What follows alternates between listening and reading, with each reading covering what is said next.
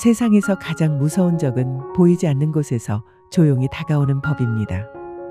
69의 한만식 씨에게 그 적은 바로 비교라는 이름의 독리를 가진 괴물이었습니다. 32해 동안 시청의 좁은 책상에 앉아 서류 더미와 싸워온 그에게 손등의 검버섯과 낡은 돋보기 안경은 훈장과도 같았습니다.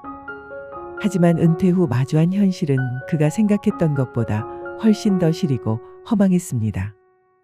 매달 25일이면 어김없이 찍히는 280만 원의 연금. 그것은 분명 누군가에겐 부러움의 대상이었겠지만 이미 수억 원대의 자산 가치를 논하는 친구들 사이에서 만식 씨의 연금은 그저 입에 풀칠이나 하는 구호물자처럼 느껴졌습니다. 낡은 32평 아파트의 벽지는 군데군데 들떠 있었고 아내의 거친 손마디는 그가 평생 바쳐온 성실함의 초라한 결말처럼 보였습니다. 만식 씨는 정직하게 살아온 자신의 세월이 사실은 거대한 파도에 휩쓸려가는 낡은 뗏목이었음을 아주 뒤늦게 깨닫기 시작했습니다. 그 갈증이 영혼을 바짝 말려버릴 무렵 40년 만에 나타난 고교 동창 조다로는 만식 씨에게 구원자처럼 다가왔습니다. 다로가 내린 외제차 뒷좌석에서는 성공한 자들만이 풍길 수 있는 진한 가죽 냄새와 비싼 향수 향기가 배어나왔습니다. 다로의 번쩍이는 금태 안경 뒤로 보이는 눈빛은 만식 씨의 낡은 양복과 굽이 다른 구두를 단숨에 꿰뚫어보며 비웃는 듯했습니다. 다로는 화려한 호텔 라운지의 소파에 깊숙이 몸을 묻고는 만식 씨가 평생 금과 옥조로 여겨온 저축의 가치를 단숨에 쓰레기통으로 던져버렸습니다. 그의 말에 따르면 세상은 이미 AI와 글로벌 물류 지분이 돈을 찍어내는 신세계로 변해 있었고 만식 씨처럼 예금 이자에 목매는 자들은 스스로를 서서히 죽여가는 중이었습니다. 다로가 내밀어 보여준 스마트폰 화면 속의 숫자들이 만식 씨의 눈앞에서 불꽃놀이처럼 터졌습니다. 그것은 땀 흘리지 않아도 매달 아침 통장에 꽂히는 피보다 붉고 달콤한 탐욕의 결실이었습니다. 만식 씨는 아내의 눈을 피해 평생 한 번도 손 떼지 않았던 집담보 대출 서류에 떨리는 손으로 서명했습니다.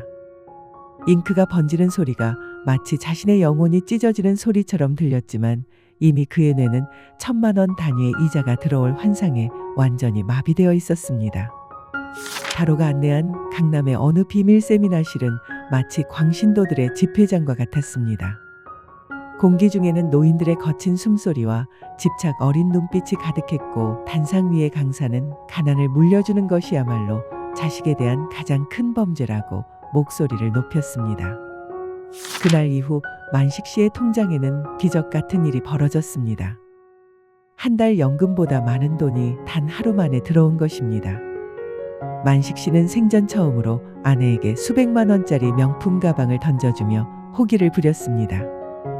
아내의 놀란 눈을 보며 만식 씨는 자신이 잃어버린 젊음과 권력을 단숨에 되찾은 듯한 착각에 빠졌습니다. 하지만 그것은 거미가 나비를 올가매기 전 마지막으로 허락한 아주 작은 자유에 불과했습니다. 다로는 더 큰 판을 제시했습니다. 수십억 원대의 자산가들만 들어갈 수 있는 비공개 상품이 이번 한 번만 열린다는 소식에 만식 씨는 이성을 잃었습니다. 그는 30해 넘게 가족의 웃음소리가 배어있던 아파트를 급매로 내놓았습니다. 아내에게는 더 좋은 환경으로 이사가자는 달콤한 기만으로 눈을 가린 채 만식 씨는 자신의 과거와 현재 그리고 미래가 담긴 11억 원을 다로의 계좌로 쏟아부었습니다. 송금 버튼을 누르는 그의 손가락은 마치 신대륙을 발견한 정복자처럼 오만하고 당당했습니다. 운명의 날은 예고 없이 찾아왔습니다. 매일 아침 만식 씨에게 숫자의 환희를 안겨주던 투자 앱이 갑자기 먹통이 되었습니다. 화면에는 서버 오류라는 차가운 네 글자만이 무심하게 깜빡거렸습니다. 다로에게 전화를 걸었지만 돌아오는 것은 연결이 되지 않는다는 기계적인 목소리뿐이었습니다.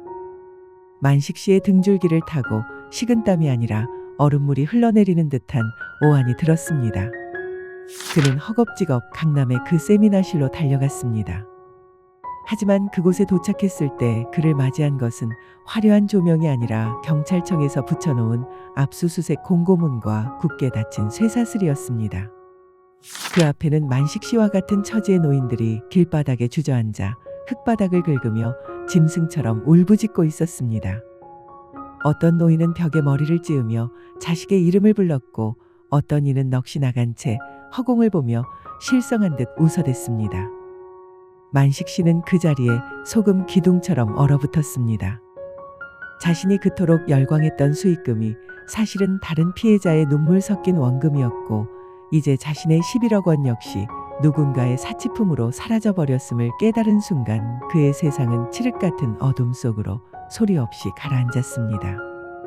심장이 멈출 것 같은 통증이 몰려왔지만 그보다 더 고통스러운 것은 이제 집에 돌아가 마주해야 할 아내와 딸의 얼굴이었습니다. 집으로 돌아온 만식 씨를 맞이한 것은 텅 빈 거실과 짐이 쌓여있는 상자들이었습니다. 아무것도 모른 채 이사갈 준비를 하던 아내가 만식 씨를 보며 환하게 웃었습니다. 새로 갈 집은 정말 넓고 깨끗하냐고 묻는 아내의 목소리가 만식 씨의 고막을 찢는 예리한 칼날이 되었습니다. 그는 대답할 힘조차 잃은 채 거실 바닥에 무너져 내렸습니다.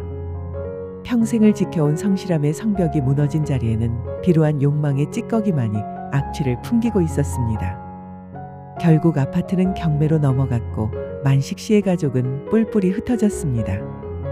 딸아이의 결혼 자금을 날려버린 아버지는 더 이상 아버지가 아니었습니다. 가족들의 경멸 섞인 눈빛과 아내의 마른 울음소리는 만식 씨를 매일 밤 지옥으로 끌어내렸습니다. 그는 이제 매일 아침 지하철역 근처 벤치에 앉아 먼 곳을 응시합니다. 그의 눈에는 더 이상 화려한 숫자가 보이지 않습니다.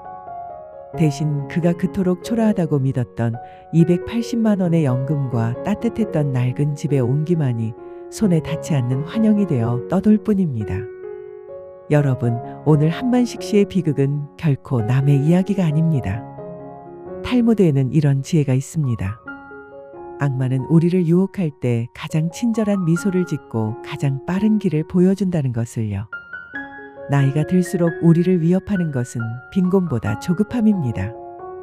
남들은 저만치 앞서가는데 나만 제자리인 것 같은 불안감, 그것이 바로 사기꾼들이 파고드는 가장 연약한 틈새입니다. 노년의 지갑은 한번 열리면 다시는 채워지지 않는 깨진 항아리와 같습니다. 내가 이해할 수 없는 방식으로 돈이 벌린다면 그것은 기회가 아니라 올가미입니다. 세상의 노력 없이 얻어지는 것은 오직 나이와 주름뿐임을 잊지 마십시오. 여러분이 지금 쥐고 있는 그 소박한 행복과 자산이 사실은 세상 그 무엇과도 바꿀 수 없는 가장 큰 수익률임을 명심하시길 바랍니다. 오늘의 이야기가 여러분의 소중한 노후를 지키는 단단한 울타리가 되었기를 진심으로 바랍니다. 지금까지 중년의 탈무드였습니다. 시청해 주셔서 감사합니다.